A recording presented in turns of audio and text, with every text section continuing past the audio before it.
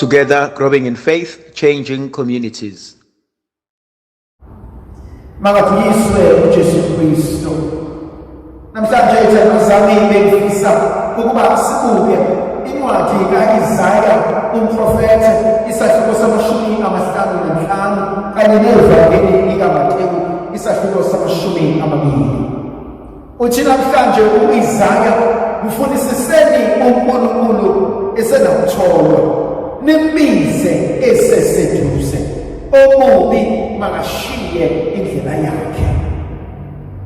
Ngiyayibuka le nkonzo uNkulunkulu asibizela yona. Ngiyayibuka le nkonzo uNkulunkulu athi asike sambe siyomfuna, asike sambe siyombheka, asike sishiye konke, sikhohlwe inkonzo kamina, sikhohlwe inkonzo yokuthi abantu bazothini, kodwa asike sambeni siyobheka lona ongashintsha izimpilo zethu. Lento ingenza ngibuze umbuzo ukuthi mina njengesidalwa esingumuntu kahle kahle ngifunani empilweni? Yini lena engiyilangazelelayo ngempilo yami? Zithandwa zami, kubalulekile empilweni njengomuntu ukuba uhlale uzibuze ukuthi ngifisani ngempilo yami.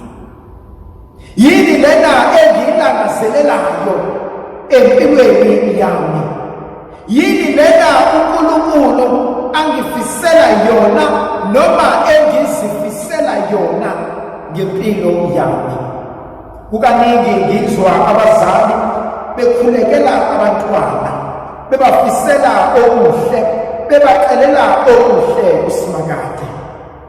Bese ngiyahlala enhlizweni yami ngizibuza ukuthi sengizwile ukuthi abazali babafiselani abantwana, kodwa abantwana bona bazifunelani o bazifiselani ngempilo yabo?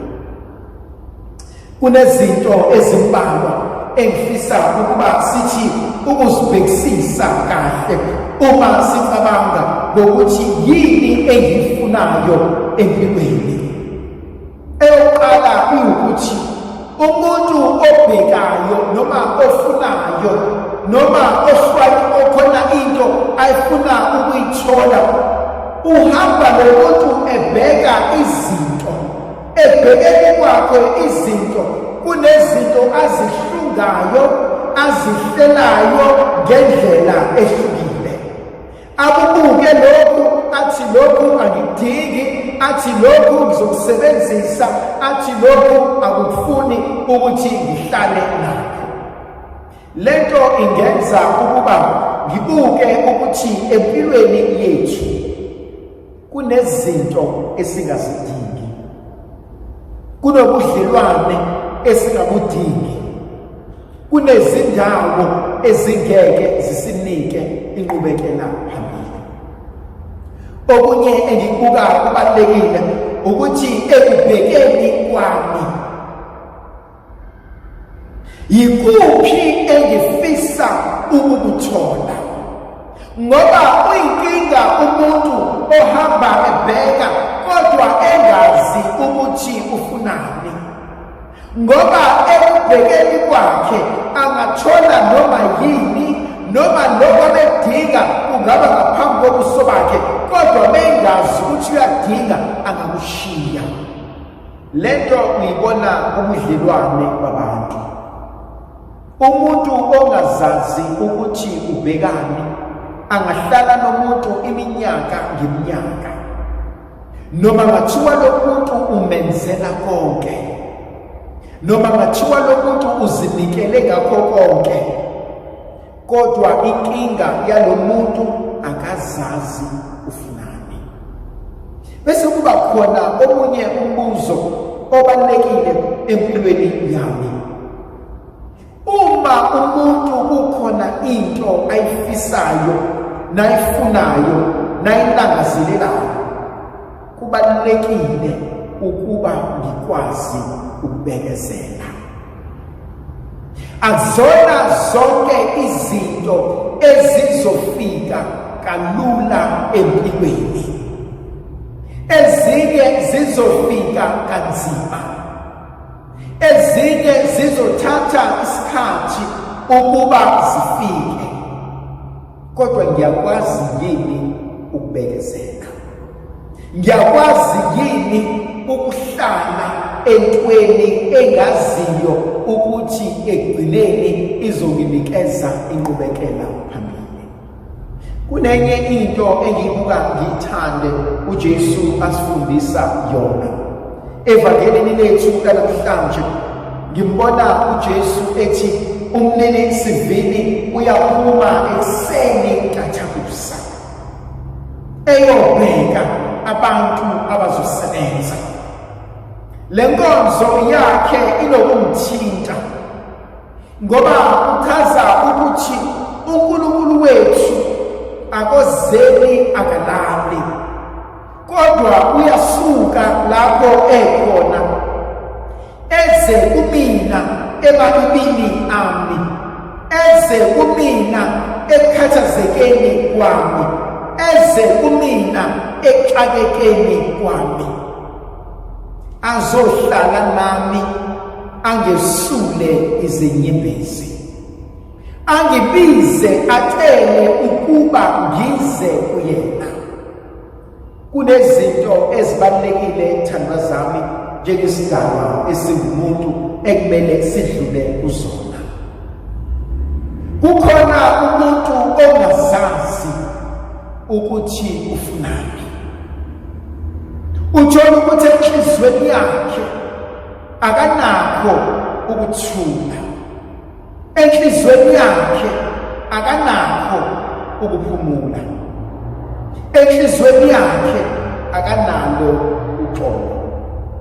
Umuntu onjalo angawuhamba wonke umhlaba, noNkulunkulu imbala angafika empilweni yakhe.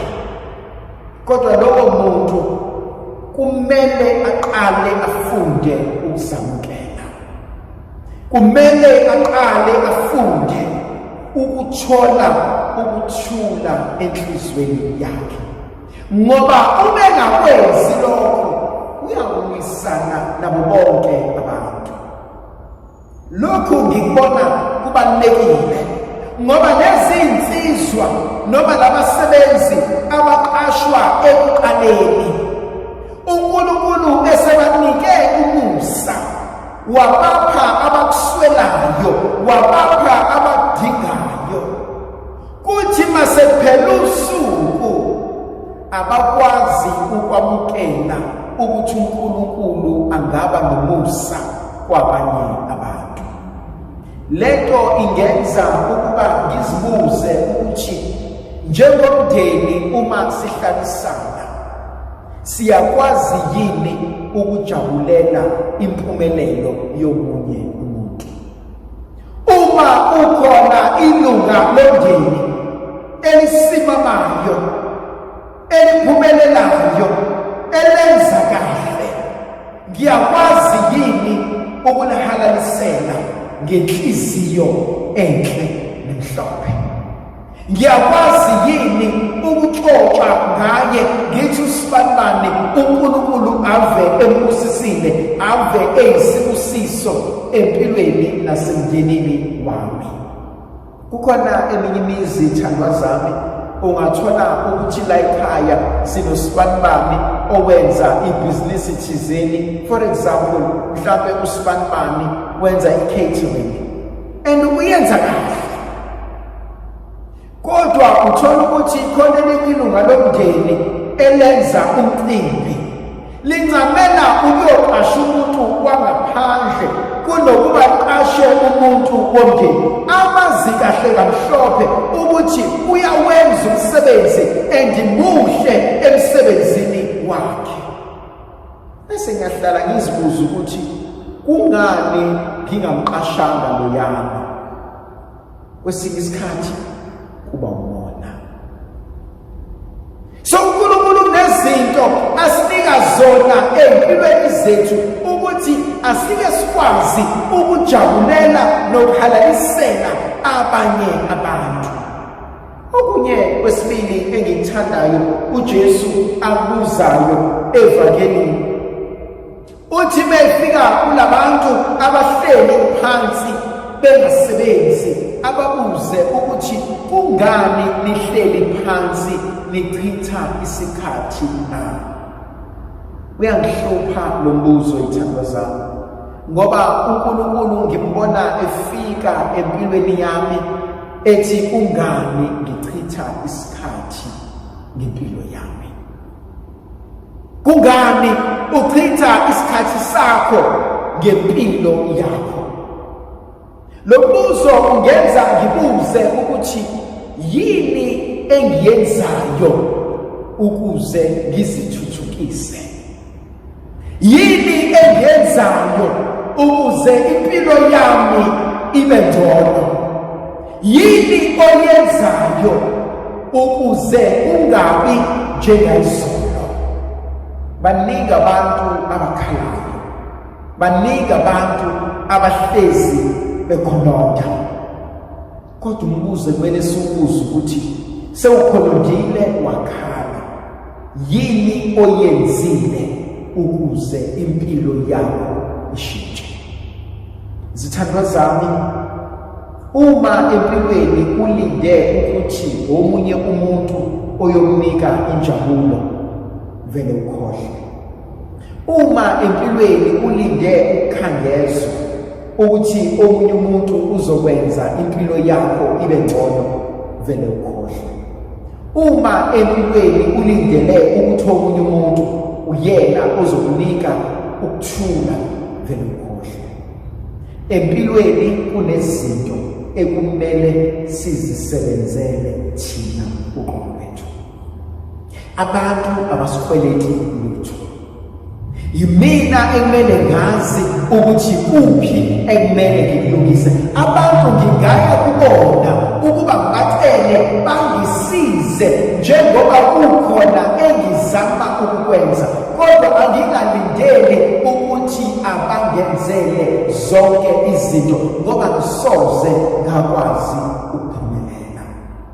Okugcina engikuthandayo uJesu asinikeza khona, uthi uma ebathuma bonke labantu ensimini, uthi hambani niyosebenza. Bangaki kuthina abachithe isikhathi sabo bephila izimpilo zabanye abantu, bephila impilo yokujabulisa abanye abantu, bephila impilo yokunaka ukuthi osibani sebenzeni, mina kumele ngenzeni, osibani sebenani, mina kumele ngibe nani. Ayikho into ebuhlungu njengokubona umuntu, especially omdala, ephila impilo yokhompyutha, ephila impilo yokuziqhathanisa nabanye abantu. Uma uphila njengomuntu, siyafika isigaba empilweni la kumele khona waneliswe onakho, waneliswe ukwakho, ufunde ukujabulela lokhu uNkulunkulu akunikeze kona. Ndlovukazi Yesu mayebe nathi uNkulunkulu somandla sibusisa sifikele ngegama likaJesu sisebenzele indodana nomoya ogcweleyo.